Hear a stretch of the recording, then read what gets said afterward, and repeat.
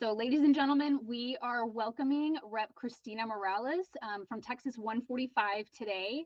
She is one of our very brave Democrat representatives who has broken quorum. And she's here today to tell us, number one, what that means. Number two, why it matters. And number three, how you guys can get involved and support these representatives. So let's see here. I think the first thing that we wanted to kind of figure out is who was the first one to say, let's break quorum?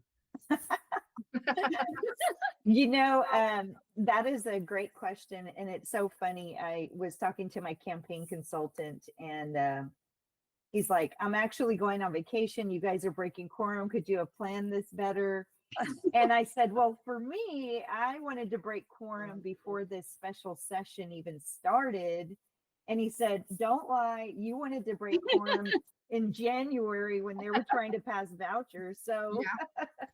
I would have to say that the Progressive Caucus, which I'm a member of, I'm the treasurer of the Progressive Caucus, and 100% of our members are here in Illinois breaking quorum and part of the quorum break. We're really, really proud of that. So the progressives have always been down, and you may have seen my colleague Ron Reynolds posting a lot. They even did, the New York Times had a story and the Houston Chronicle had a story, and they talked about how he had said that he was ready to leave. I packed my bags. I made a TikTok showing my suitcase. I ended up changing my suitcase because I figured, you know what, I need more clothes. So there were many of us who were just really saw the implications of this redistricting early on and how truly it'll tear up our communities and silence our voices. And we were ready to go. But if I had to give it to one person, I really can't. But I would say Ron Reynolds is the one who was the most vocal about it in the beginning. Okay, so whoever's got Ron Reynolds as their representative, say thank you. Make sure he gets reelected. He was fantastic in the redistricting committee meetings. Yeah. I thought he was fantastic. Yes. Yeah. Oh, yes. I do remember him. Okay. My rep is Rep Ramos, Anna Maria Ramos. Amazing. She's my best friend. Oh my God, I love her so much. That's cool. My daughter interned for her during the last Beto campaign, and then during the BLM protests. My daughter was working with her in her campaign, and her son went to school with my kids. Like I'm so blessed that she's my rep.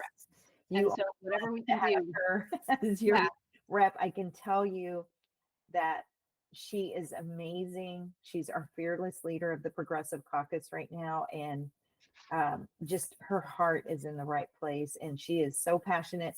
And the best thing about her is she's not afraid of anyone. Nope. Usually people are afraid to go talk to her. I love that.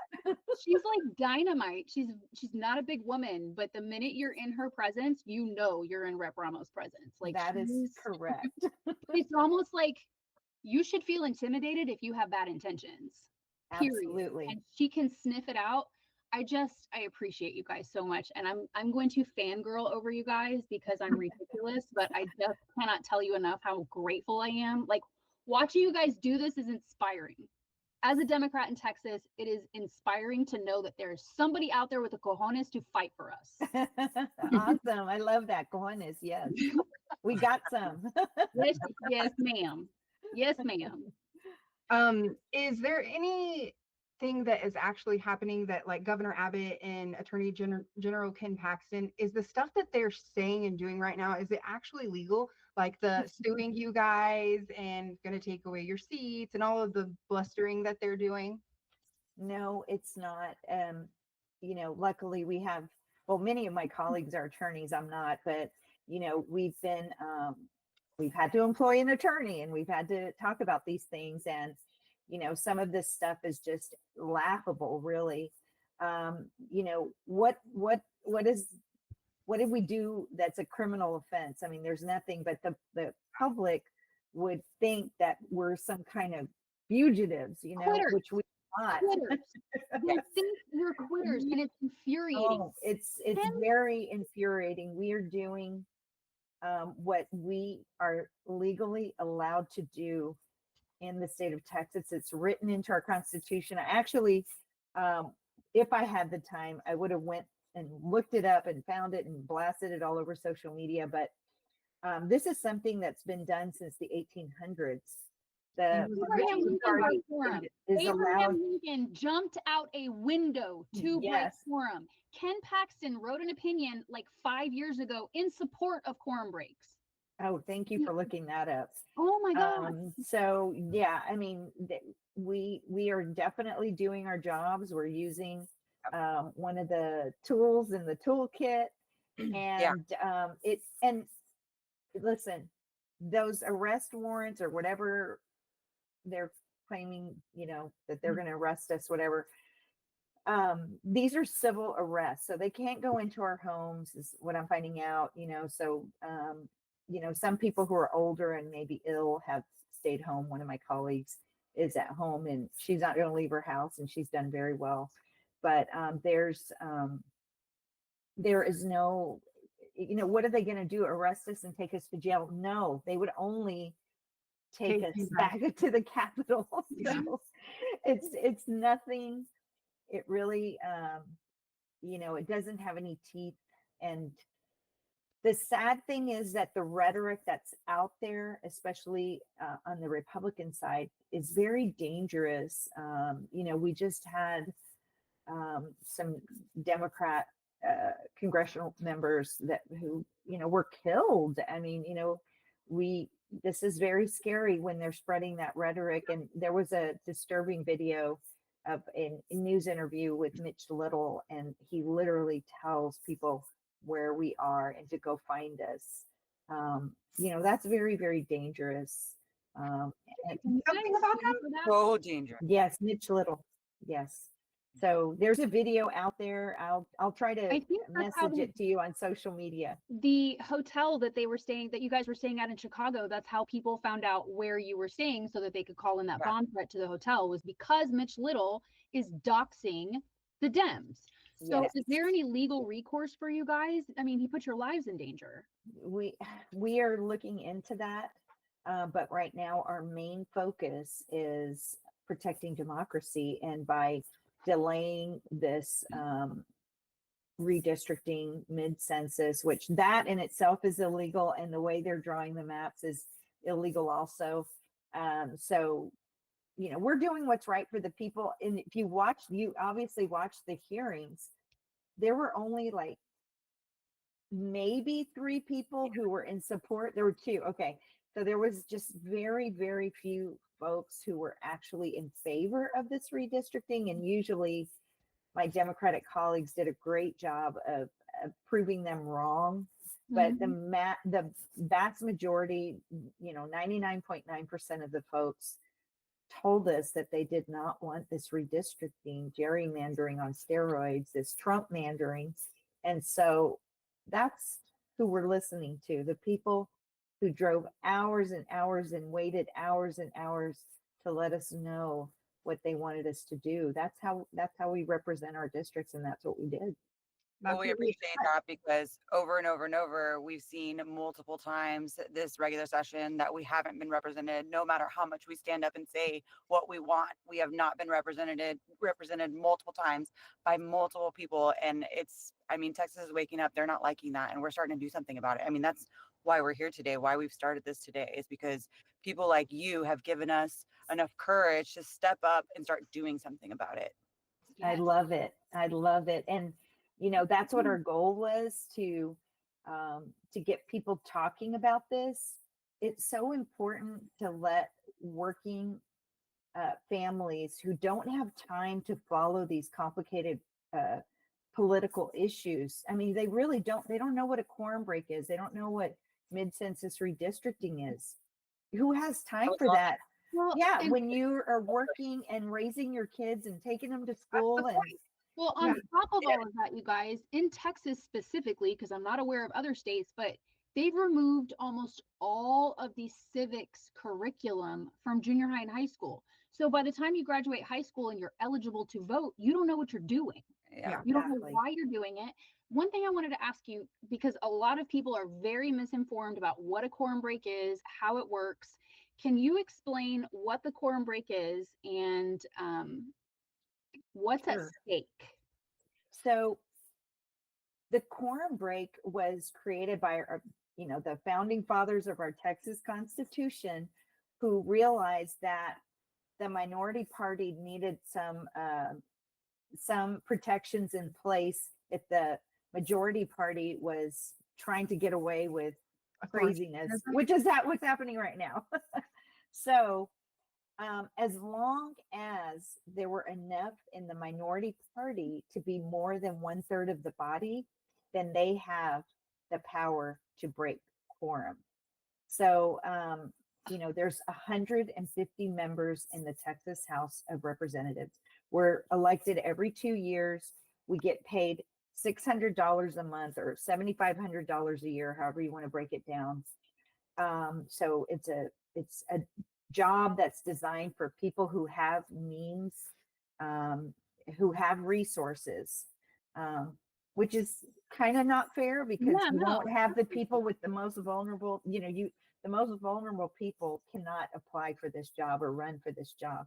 Yeah. But, so I have a small business, and I know we'll talk about that later, but I have a small business and I have somebody running that for me while I'm gone for 6 months. We meet every other year for about 6 months, from January till about the end of May. And there's 150 of us. And right now there's 82 Republicans or 88 Republicans and 62 Democrats. And we have just enough. So we needed at least 51 to break quorum with us. We're at about 54 right now. So it's really nerve-wracking every day when they gavel in. They gavelled in today, they didn't get quorum. They gavelled in yesterday, they didn't get quorum. So we're watching, and we get nervous every time. But because there's enough of us, there's enough Democrats, we are able to push this nuclear option to break quorum. So that's what's happening right now.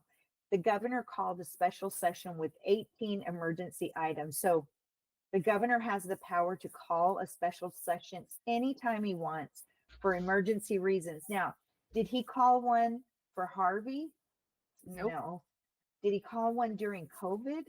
No. Nope. He didn't even call one for these floods. No. That's not what this is for. Correct. And people are mistaken and think that this special session is for the flooding. It is not. We had already heard rumors about this special session Yeah, we knew. before the last session even ended. Did you guys hear that too? Yeah. Yes. Because So- we're all cannabis people. So the hemp, all of the hemp stuff. is Okay. where There we you go. started with all of this. Yes. Yeah, Yes. we're all- Oh, I love this because we need our hemp people, THC, whatever. I don't know enough about it, but I need Oh, to we can get teach you. more educated. You guys are going to teach me, Yes, but we need those folks to be speaking out too, because that was one of the emergency items too. And really, we have no clue what the governor's going to do. There's been so many stories about he's not for banning it 100%, but then he changed, he's changed his mind. He's kind of flip-flopped, and I know you're following that, so you know better than I do, but he had THC. He just put a bunch of items on that list. There is no way we can get to all these items. I know Yeah. there was like an That's- abortion bill. There agenda, was right? So he gets to say what goes when. Like the very first thing was hemp. That was the very first thing that he put through, that everybody had to do hemp first, right? So he gets to pick and choose what goes where. So the floods not coming, or them not doing the floods and doing the redistricting and the hemp stuff, is because Abbott decided that. Yes, Yeah. it was totally an afterthought. I can tell you that there was an attack on women's health care through, I think it was abortion medication. Mhm. Mhm. The STAR testing was on there. And that was kind of a way to get us there in the flood issue, because, we're against the STAR test. What else did he put? Oh, there is a bathroom bill too, Mhm. which would be a major impact on our LGBTQI plus community. which was, frightening to see on that. They've already been just terrorized by the legislation that has been passed. I have a former representative in my district, and her daughter is trans, and I mean, she just called in tears because of the driver's license. She'll have to put the I mean, it's very, very confusing and very hurtful. And I mean, just picking on people who just are trying to live their lives, and that's not helping Texans. No, it's not. My son had his first day of school today, and when they were going over they told them about the new laws that Texas passed regarding education. They have the 10 Commandments signed, and my first question was, did they make you pray? No? Okay, so we're good there. And then he said that the teachers told them, they got everybody's names, what do you want to be called? There was one child in his class who is trans, and gave the teacher the name that they prefer to go by. And the teacher told them to their face, you cannot do that. You will have to go by your name at birth. And so we are going to call you by your birth name. So this is a male to female trans student, and this child is going to feel like absolute garbage the entire traumatized. Yeah. This is going to take years of therapy to get through. And we know that these are the people who have a larger, a bigger suicide rate and mental health issues. This is outrageous that we can't just let people be free to be who they want to be. They just totally don't understand this community, or they're projecting. I don't know. There's something there, because it's the same people who file these pieces of legislation, and they're just awful. Yeah. That's why we're taking it to the polls next year. For sure. Mm-hmm. Yes. How worried are we supposed to be, do you think, or how worried should Texans actually be with Abbott saying he's going to bring us back into special session after special session after special session? We know we're going to see every single one of these bills again. We'll see SB 5. We'll see all of these bills all over again every single time. Should we be worried about the gerrymandering? Are you guys going to be able to hold out and keep doing this over and over again? What can we do? I mean, we're taking this one day at a time. We have several members who have children, and they have to go to school, and many people have to run their businesses. I'm very fortunate that my children are already grown. I have a business that's, can run on its own, but there are many members who don't have the luxury to stay out as long. We're doing what we can. It would be great if the senators in Texas would break quorum for a month. That's a wish list. Because that could delay things another 30 days, but they haven't been able to organize that. And I'm just so proud of our Texas Democrats in the House, because to get 54 of us right now to be able to stay away is incredibly hard, y'all. It is so hard. You've got people saying, oh, my mom is sick and there's a wedding in the family and I was supposed to be here at this time. And it breaks your heart. But we have some people who are very united and understand how awful and dangerous this is. And so they are here. So it is important to continue to send those messages of thanks. There's a website called redistricting.com, and that's a place where people can donate and get more information about what's going on. But, part of us doing this too is to bring attention to Texas, because Texas is the way to flip the entire nation blue. Yeah. If you could flip Texas, Republicans wouldn't really, they wouldn't have the White House. They wouldn't have probably the House and Senate. I mean, they wouldn't have Congress. And Texas is where it's at. And we have not seen any investments in Texas. for political, as part of the political strategy. I remember very clearly when Biden was running for office, and I love Biden. My daughter worked for him, so I love him. So, but when the campaign was going on, I was just trying to get yard signs, and I had the hardest time. They just Yes. they didn't make the investment here, and I had to figure out a way to get the signs on my own.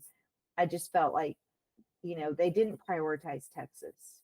Yeah. Can you explain how disenfranchising Democrats also negatively impacts Republican voters?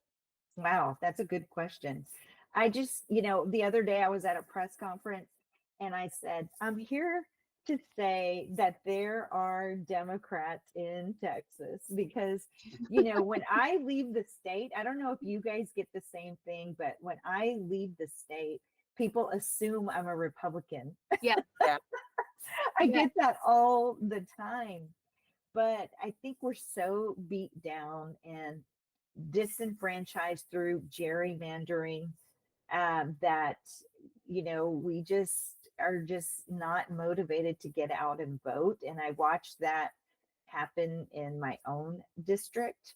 Yeah. And it's really sad to watch. And forget asking about when we're in the legislature asking for investments in our district. I mean, we are at the the end of the line when it comes to asking for resources Mhm. for our district. So it's really hard, and I'm not sure what it's going to take for Democrats to really get out and vote in the numbers that we need, and particularly in the Latino community. I'm trying my best to get them out to vote. Yeah, so are we. That's one of the main things that we are doing here is trying to mobilize people and get people activated and want to vote and, expose all of the stuff that's been going on with all of these people so that we can, replace them and unseat them because it's time. And, that brings me to our next question. What can us as Texans do to help you with this cause and, so that we have some voices in this fight for you guys? So as I mentioned, the redistricting.com is a great resource. It's a place where you can donate and you can look at whatever else you're saying. But I would say most importantly is to educate your family, your friends, let your community know what's going on and talk about, if you can look at the maps, and I can't remember the what the website is, but there's a way you can click on the website and it'll show you the maps the way they are now and the way they will be in the future. And in my district, in 145, 3 of the targeted districts are there. And so we have District 29, 18, and 9. And they've always had this bold leadership. And in one small historic Latino neighborhood, they've literally split that neighborhood into 3 congressional districts. Can you imagine the people who live across the street from you will be in a different congressional district than you? And what is important to you? Like you've mentioned THC, but I know like in Houston, our school district has been taken over by the state. And we Yes. need some powerful voices from Congress to come in and talk about that. But when you have a member who has a little piece of HISD, but then they stretch all the way to Humble or wherever, all these other school districts, they're not going to have time to focus on these issues. So you have people in the same districts that are just, they don't have the common interests or the common issues that member of Congress should be dealing with. So we call it bacon strip districts. I mean, they're going to be these Yeah. districts. And yeah, they're going to keep saying, well, Democrats have always gerrymandered. Well, gerrymandering is gerrymandering and it's never It's illegal no matter what. And that's okay. That cannot always be the go-to because let me tell you guys, Democrats don't like it either. Democrats don't want gerrymandering. We want it all to stop. I want every single vote to count, including the ones that don't agree with me, because if I say that one doesn't count, then mine doesn't count either. Every vote has to count. Gerrymandering needs to stop across the board. Yes, it does. And I love that California has stepped up. Governor Newsom has stepped up to gerrymander to offset the gerrymandering. And we've got to be careful with that. But I love that they had an independent district. Yes.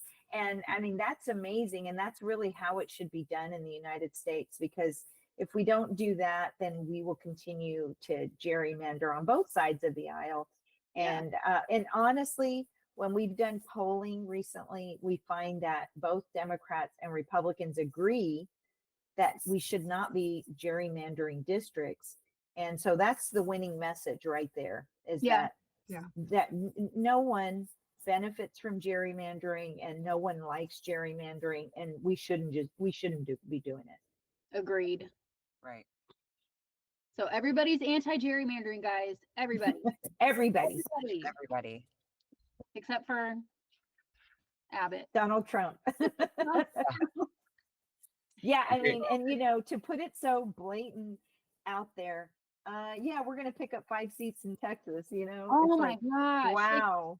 That's probably the most alarming thing about this administration to date is just their blatancy. Yes. Like the audacity that they have to say the things that they say, and then the media is just like, business as usual. What? There are armed, masked ICE agents pulling people out of immigration court. Why are we not exploding all over the news every day with this? Like, why is it not fire and brimstone? Yes. I don't get it. Yes, that is very hurtful to watch. I have an extended family member, and my daughter just got engaged. It's her fiance's family, and they're from Colombia. Thank you so much. And one of their family members, I haven't checked back in a couple of days because I've been busy. But we were told that she was being detained in Louisiana, and we were trying to get her help to get back to Colombia, and she was detained or arrested while she was going to court to become a citizen. I mean, this is outrageous. This is outrageous. And, I haven't really taken the time to tell that story because it's very personal. And some people are like, they don't want their family in the news or whatever. It's a very personal issue. It's very hurtful. It's traumatizing. But that is really happening in many Latino families. By just a few degrees of separation, you hear about people having issues with their immigration status. And it's impacting so many Latinos. Can you talk a little bit more about that specifically, like the Latinos for Trump? What? Help me because it just baffles my mind. I can talk so much about this, but I'll try to be succinct. So, many Latinos, it's very nuanced. Every, Latinos from different, we're not a monolith. So not every Mexican American thinks the same way that a Colombian or a Cuban does, or a Puerto Rican, because they've all had a different struggle. Yeah. So first of all, that's why it's so expensive to come into Texas and try to get Latinos on board with any political party. But they're all about the economy, and many of them have come from countries where they've felt like they didn't have democracy anyway, and they feel like, well, democracy doesn't put food on the table. I need food on the table. I need a good job, and I need a good school to send my kid. So we have to think about how we're going to put our messaging together as we move forward. So as I said, I was telling you earlier, in South Texas, there are a lot of Mexican Americans, but when they see these migrants crossing. They see people cutting through, trespassing on their property, or maybe they have a lawn business and some immigrants moved in and then undercut their price. So there's these very, very unique stories and reasons why, Latinos, particularly the males, have thought that Donald Trump is a better choice for me because he's going to stop. I'm already here. I'm not worried about the next guy. And I'm worried about my business. And I think Donald Trump will be better for the economy because the last time he was president, the economy was good. But I am finding out that many of them are now disappointed. And we do have to remind them that Donald Trump's priority right now is to hide those Epstein files. Yeah. Everything about him taking over the National Guard in Washington, D.C. He's on the roof of the White House. What was he's looking that? at the ballroom. All of this is a distraction. Yes. When it comes to the Epstein files and those being released. We need to tell people to insist that they release those files. Yep. Yeah. That's pretty much my answer. We will not back down. Yes. Everyone forget. Like, if you want to challenge me about Trump, let's go. My answer is going to be, where's the files? That is all I have to say at this point. Where are the files? Yes. And Um, it's funny go now ahead. because they're following a script for sure. Yeah. Hi, Representative Morales. It's nice to meet you. Sorry, I'm late. Hi. But no, No I worries. was Good to see you. I was saying that I've noticed a lot of the people on the MAGA side, they're starting to follow that same script to where they're like, well, where's the proof? Where's the proof? And I'm just like, how much like proof do you Right. need? Like, what do We you want can't me to release them do? because the Democrats could have messed with them. Yeah, and it's like, what do you mean? Where's the proof? Now you want the evidence? Now you want to not protect the like? Come on, you're like tripping over your own words. But I did want to go back to what you were talking about, as far as Latinos for Trump. One thing and I don't know if it's like if it's an immigrant mindset, because they do have to work harder to come over here and thrive in America. And I'm thinking if they see these other immigrants coming in and kind of jumping the line, like you were saying, but they just want to close the door. And I think we have to like kind of work on shifting that idea that hard work does pay off, but you don't have to close it for the guy trying to come behind you or pick up the ladder. And Yeah. I think that's what's keeping a lot of I guess Latinos down on that side, because they just see that, well, I worked hard for this, you should have to work just as hard as I did. When in my opinion, I don't think it should be like that at all. I think we should be making it easier for people, that way everything would function properly. Yes, we need immigrants For sure. because they contribute so much to our economy. I met some DACA students, recipients, and they had, one was a nurse. And I mean, these are people who are contributing to society in some amazing ways. And we cannot just shut the door on these folks. My grandparents started the first Spanish language radio station in the entire Gulf Coast. It was in Houston, Texas. I still represent the neighborhood where they had their broadcasting. It's in Second Ward of Houston. And they had a program there called Yo Necesito Trabajo. It means I need a job.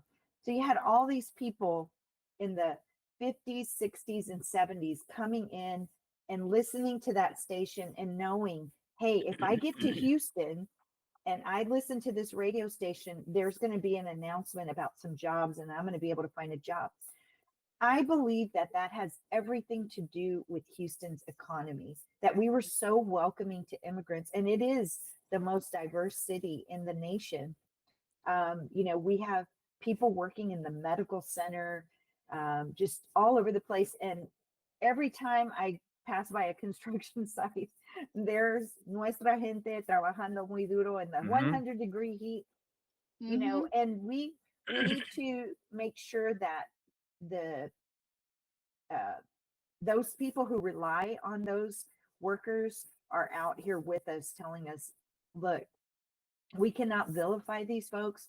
We can't put them in a alligator Alcatraz, or just tell them to go home so that they won't face serious consequences.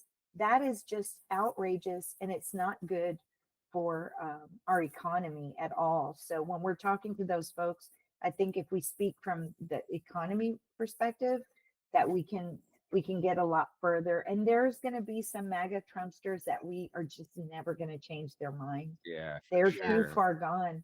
But we have to Ultra MAGA. help with the young people and Mhm. help them be able to buy a home and afford a home and get the education that they deserve, and without a huge debt after they graduate. Those are the Yeah. things that we need to be talking about. And can I just put this on record?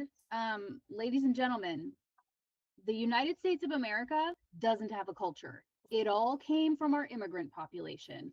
Our music, our food, our movies, the things that bring us joy don't come from this. They come from the Black and brown people that are coming from all over the world and sharing all of that with us. So once you pull your heads out of your behinds, get out of the Mexican food restaurant if you voted for Trump, okay? Oh my Yeah. gosh. You don't deserve Love that Mexican food. video. You don't deserve to listen to salsa. You don't deserve any of that. You deserve to eat bland food and go to Baptist church and be miserable for the rest of your life. Do you Bologna Yes, sandwiches. bologna forget sandwiches. that? Yes. I will tell you, on that note, we've been eating hotel food, and yesterday, Congressman Chuy Garcia did take us, the Mexican American Legislative Caucus members, and we invited others to join us. And we went to the National Latino Museum here in Illinois, in Chicago. And it was fabulous because they treated us to lunch, and they had some street tacos catered in. Oh my God, I ate the whole plate. That's I how missed you kidnap me. food. Street tacos is how you kidnap me. Like, Yes, they were fabulous. I love my food back home in Houston, Texas, but I'm going to say, props to Chicago, La Villita. We were over in that area in the Pilsen neighborhood, and it was great. We had some awesome tacos. What would we do without tacos? I know. I guess if we take all of the immigrants out of America, we'll find out.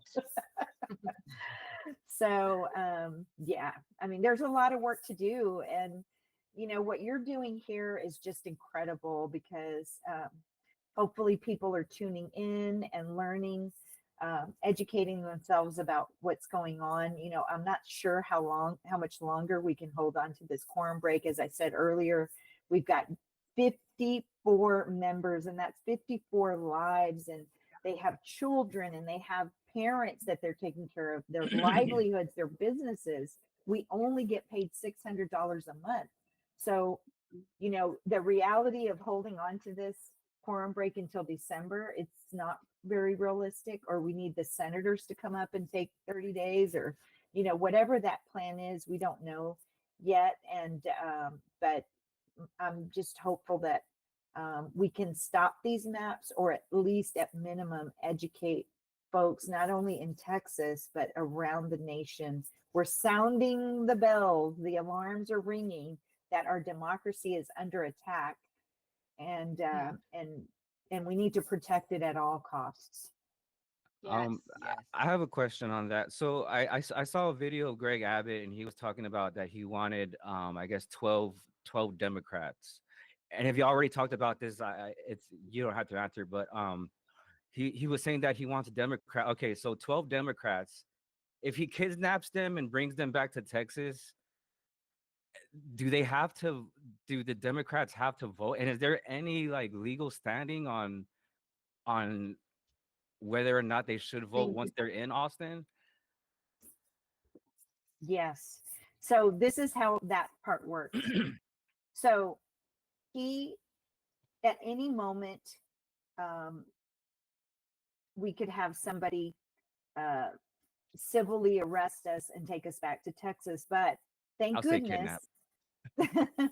we are in the great state of Illinois, and we have met with Governor Pritzker a couple of times, a few times, and he has promised us to take good care of us. And when we went yesterday, for example, into the Latino neighborhoods in Chicago, we saw the police were there for a little while we were there. So that was very comforting, because you don't want to have any crazy people try to arrest us. But the reality is the arrest warrants really don't carry any weight, because they're no good outside of the state of Texas. So we really don't have anything to be worried about as far as, police coming to get us and taking us back. Yeah. But have you gotten a paper copy yet? yes, I think I have it remember? somewhere. I have the one from last time too, but Oh my gosh. they did. Let's just say, for example, I went back home for whatever reason, and DPS showed up and said, "Hey, I got to take you back."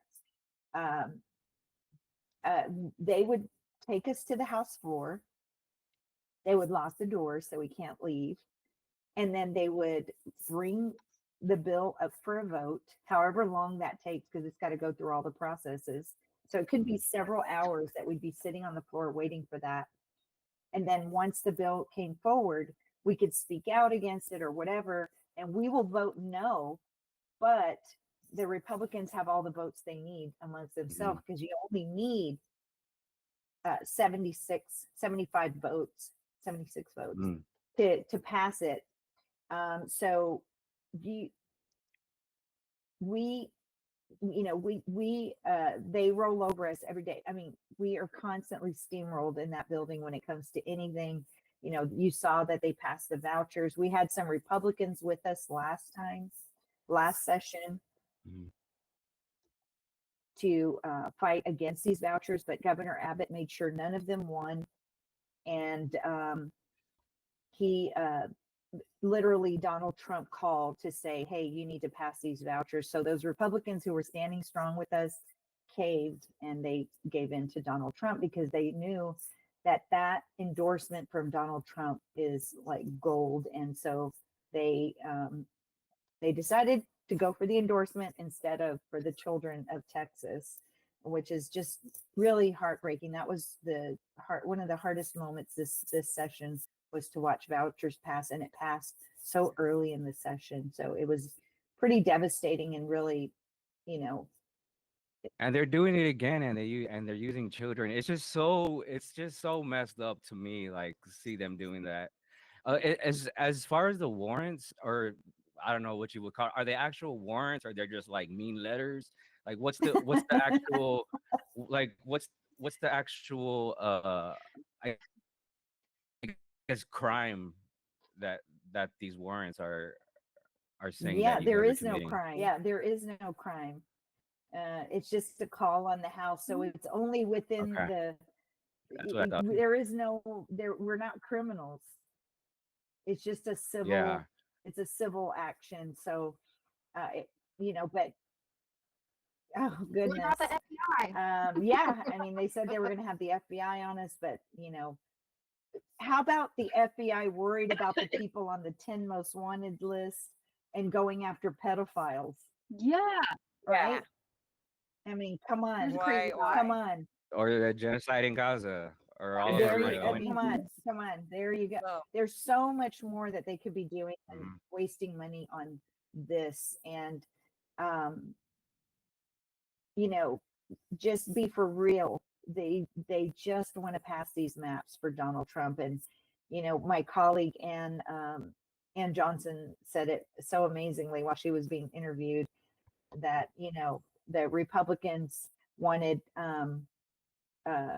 these maps, and and Donald Trump asked for these maps, and they said, you want them next week? Meanwhile, the flooding and everything else is, not being addressed. And I want to say, I'm sorry, I'm plugging in my computer. I just realized it hadn't been plugged in, and it's starting to die. But I wanted to say also that the governor has emergency powers right now. So he totally has the authority to write checks. Do you recall he did this when he was literally sending migrants to different Democrat cities? He took that. That wasn't legislation. That was just him using these emergency powers because we're under invasion of Latinos or immigrants crossing the border through Mexico. And he just started writing checks to charter planes and take them somewhere, charter buses. To human traffic migrants. Rep. Morales Thank you. is a very polite lady. Human trafficking migrants. Yes. So we saw that happen, and it's very easy for him to write some checks, but he refuses to do it. And, you know, are we surprised? No. How do we keep electing this man who only takes care of billionaires? Yeah. Well, and I mean, And literally, it's so just takes care of obvious. billionaires. It's Yeah. so like obvious. Like at least before they would try to hide it, but this is just straight up like capitulating to all these billionaires. Absolutely. also remember, guys, that these special sessions cost us, the taxpayers, a minimum of $1.5 million. So every time he does this to flex for daddy, we're paying for it. Yes, we are. Representative Morales, first of all, thank you. I know that you were in a time crunch. Yes. We I have gotta go. two things. I got two things for you. Sure. Number one, first, I want you to please share your message for Texas and let them know where they can find you. Yes. So Christina Morales, State Representative, Texas House District 145, representing Latino Opportunity District. I have the historic neighborhoods in my district. Very, very proud to have that. And listen, I just want folks to know that I'm here in Illinois because I have a moral obligation to protect my constituents. I take that oath that I made to the Constitution.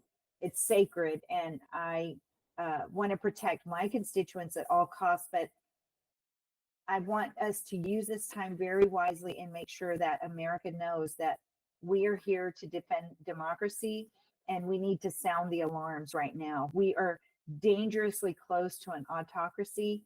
And I mean, where are we going to go after that? So we need to protect America and Texas for our children and our grandchildren. And I'm so grateful to be on this program with all of you, and to know that there are people out there who care, who are like-minded, and who are spreading the word, because that's what we need right now. We need to organize and get the word out. So thank you so much for having me. Always, Thank anytime. you. And last question, we like to ask our current interviewee to leave a question for the next person that we talk to. So you don't know who it is, you don't know what they want, wow. but you're going to ask the last That's question. a We're good going to ask question. whatever you want to ask. It could be a question about anything. What's your favorite movie? Okay. So that question, your question from the last person was Megan Tesseldar. I don't know if That's you a know who good she question, actually. She was running for governor, but Oh, she ended okay. up having to drop out. But her question for you was, what inspires you to get up every morning, and how do you like your tacos? Oh my gosh. Oh no, So she asked which way do you eat it? Oh. Yeah. How do you eat If you eat it like Así. me, Like that. And you know what inspires me to wake up? It's definitely my grandchildren. I have twin grandsons. They're 8 years old, and I think about them every minute. I'm just like, oh my God, how blessed am I to have two beautiful grandsons that are twins, and what's Okay. the future that I want for them? So You have grandchildren? yes, I do. Were you like in third grade when you had your children? Thank you so much. But yeah, I'm a grandma. Congratulations, you're welcome. And to all the Thank Morales you. babies, listen, grandma is a hottie. Thank Those are you. genetics. Get them. Love all of you guys. Thank you. We Keep love up you the so great much. work. we appreciate Bye-bye. you. We appreciate Bye-bye. it. All right, thanks. Bye.